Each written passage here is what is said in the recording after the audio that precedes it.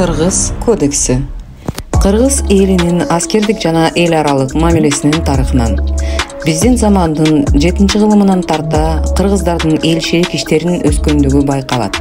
Айрыкча кыргыздардын Кытай менен болгон элчилигин карым-катнашын эске алсак, алардын бул жактагы ишмердиги Кытай сарайынын таасири астында турган деп болжолдоого болот.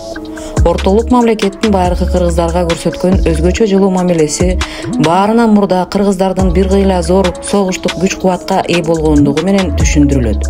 Кыргыздардын жоо жарагынын күчүн жана согуштагы майтралбас туруктуулугун кытайлар 9-кылымда, 16-кылымда да моюнда алышкан.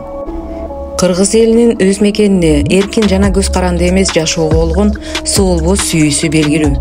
Эркин абалын, өзүнүн жерин, байлыгын коргоо маселеси курч туруп, акыры ошол себептер кыргыз элинин колуна курал алып,